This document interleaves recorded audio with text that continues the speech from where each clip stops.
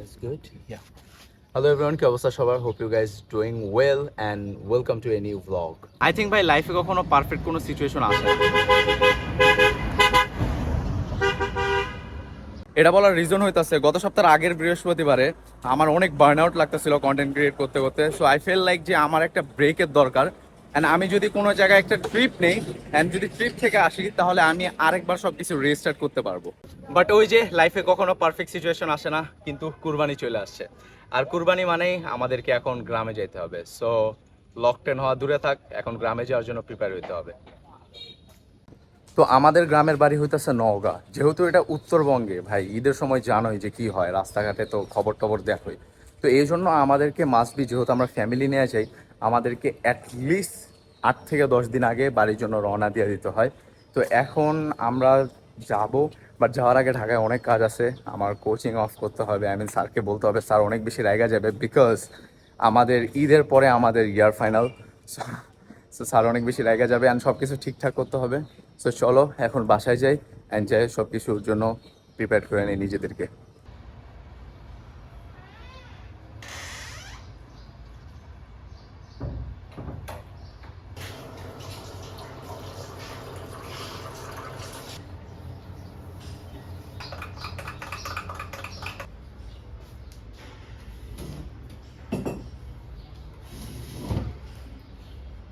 প্রবলেমটা অ্যাকচুয়ালি বাড়িতে যাওয়া না, প্রবলেম হইতেছে বাড়িতে যাওয়া সবকিছু মেনটেন করা।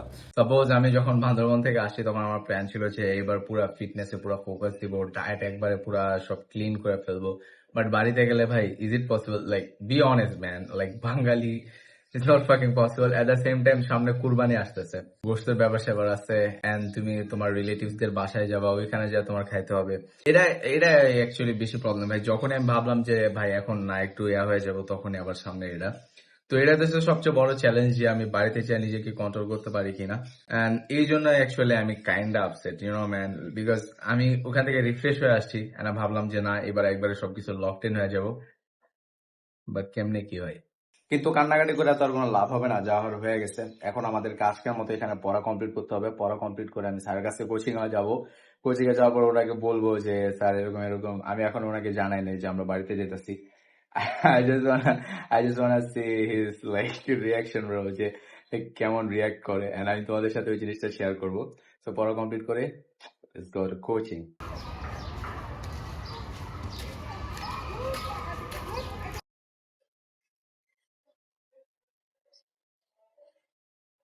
10টা বেজে গেছে গাইস। তো আমাদের কোচিং টোচিং সবকিছু শেষ এন্ড আমি স্যারের কাছে গেছিলাম, যারপর সবকিছু বললাম। উনি তেমন কোনো রিয়াক্ট করে নাই, বলছে যে ওকে ফাইন, কুরবানির সময় আর আমাদের ওই সাইডে তো ঝামেলা হয়। তো এসব ফালতু কথা বাদ, এখন আসো মেন পয়েন্টে আসি। বান্দরবন থেকে আসার পর, মানে ট্রিপ থেকে আসার পর থেকে আমি একবারে পুরা ভাই আমার ডায়েট বলো কার্ডিও বলো পুরা সব লকডেন। তো এখন আমি ব্রেকফাস্ট করতেছি। আমি তোমার হইতেছে যেহেতু কোনো সাপ্লিমেন্ট এইসব আমি কিছু নেই না, জাস্ট ক্রিয়েটিন নেই। তো তোমার হইতেছে এই জন্য আমি ট্রাই করতেছি যে আমার ডায়েটে প্রোটিনের ইয়াটা বাড়ায় দিতে।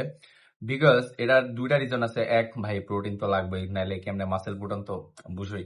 আর দ্বিতীয় যে বিষয়টা সেটা হইতেছে যে আমার একটু পর পর খিদা লাগে, ঠিক আছে। আর যখন তুমি তোমার ডায়েটে প্রোটিনের পরিমাণ বাড়ায় দিবা, তখন একটা জিনিস হবে, দেখবা যে তোমার খিদা লাগবে কম। কেন? কারণ আমাদের তোমার হচ্ছে প্রোটিন অ্যাবজর্ব করতে একটু লাইক সময় লাগে। দেখবা তুমি যদি কার্বস অথবা ফ্যাট এগুলা সহজে অ্যাবজর্ব হয়ে যায়, মানে আমি যতটুকু জানি।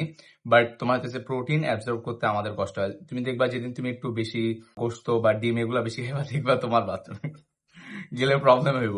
বাট আদারওয়াইজ তুমি যদি দেখো যে শাকসবজি খাইতেছো, তাহলে হয়তো মানে তাহলে কিন্তু প্রবলেম হয় না। So that's the fact. এই জন্য আমি চেষ্টা করতেছি যে আমার ডায়েট পুরো অন পয়েন্টে রাখার জন্য। বাট গ্রামে যেতেছি, আল্লাহ জানে রাখতে পারবো কিনা। বাট আমি ভাই ফুল ইয়া যে আমি এবার আমার ডায়েট অ্যান্ড স্লিপ মানে সবকিছু একবারে অন পয়েন্টে রাখবো গ্রামে গেলেও ইনশাল্লাহ।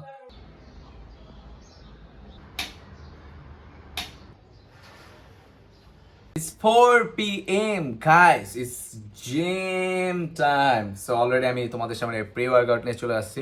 এন্ড প্রি ওয়ার্কআউট হিসেবে সবচেয়ে বেশি লাইক বেস্ট মিল কি হতে পারে ওটসের থেকে? Obviously man. এখন ওটস তোমরা অনেকে খাইতে পারো না, স্বাভাবিক ভাই আমি নিজেও খাইতে পারতাম না। বাট আমার কাছে একটা রেসিপি আছে, সেটা হইতেছে সিনামন পাউডার আছে না।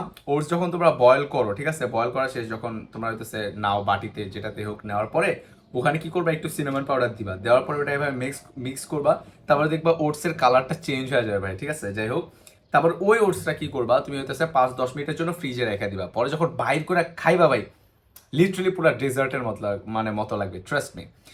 সো ইয়া, এখন আমাদের প্রি ওয়ার্কআউট শেষ করতে হবে, বিকজ তাড়াতাড়ি জিমে যেতে হবে, জিমের পরে আবার আমাদেরকে আরেক জায়গায় যেতে হবে। সো স্টে টিউন, তোমাদেরকে সাথে নিয়ে যাবো।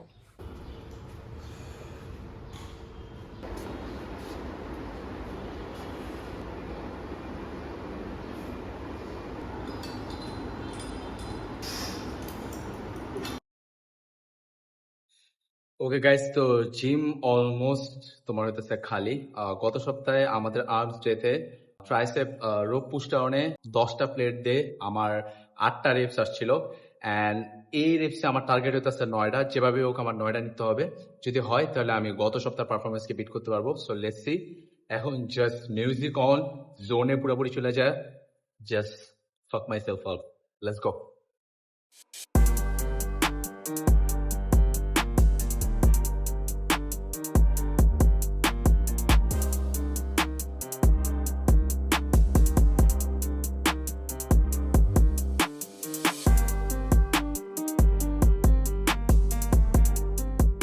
আটটা রেপ চলে আসছে, প্যারা নেই, নেক্সট সেটে 9টা চলে আসবে ইনশাল্লাহ।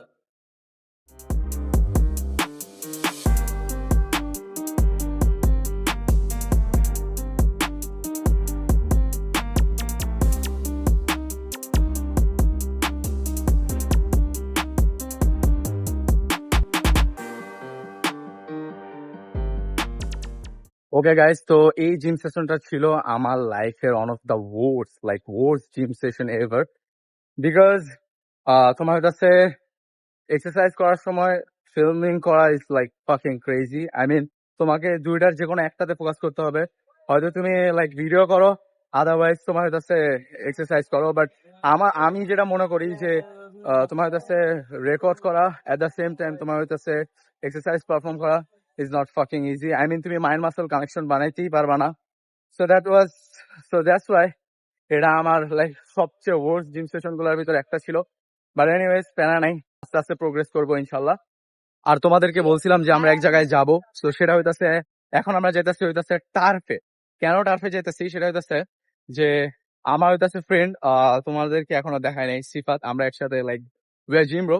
সো ওর হইতাছে এতদিন এসএসসি পরীক্ষা চলতেছিল, এন্ড ওর যে গ্রুপ, ঠিক আছে, আই মিন ওর পুরা স্কুল লাইফ আমার চিনাই থিং, মানে পুরা স্কুল বলতে কি, ওর পুরা ওর যারা ওর ফ্রেন্ড তারাই আমার ফ্রেন্ড, যারা আমার ফ্রেন্ড তারা ওর ফ্রেন্ড, লাইক আমরা অনেক ক্লোজ আর কি।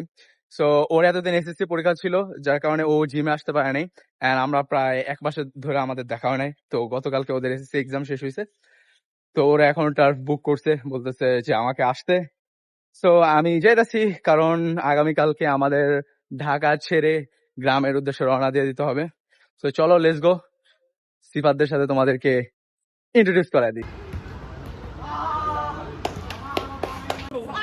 ওকে গাইস, তো আই ডোন্ট থিঙ্ক যে আমি ওটা পার্সন টু পার্সন ইন্ট্রোডিউস করা দিতে পারবো, বিকজ আমি আসতে অলরেডি লেট করে ফেলছি, অ্যাট দ্য সেম টাইম ওদের টাইমও শেষ। সো আমি তোমাদেরকে উপর থেকেই ইন্ট্রোডিউস করাই দিই সবাইকে। এই এশিয়ান চিক হইতাছে এই সিফাত, এই এশিয়ান চিক হইতাছে সিফাত, আর এ হইতাছে রৌফ, তারপরে ইয়ো, তারপরে হইতাছে নেটের কারণে দেখা যেতেছে না, বাট ইয়াপ, সবারে দেখানো পসিবল না। So yeah guys, that's it.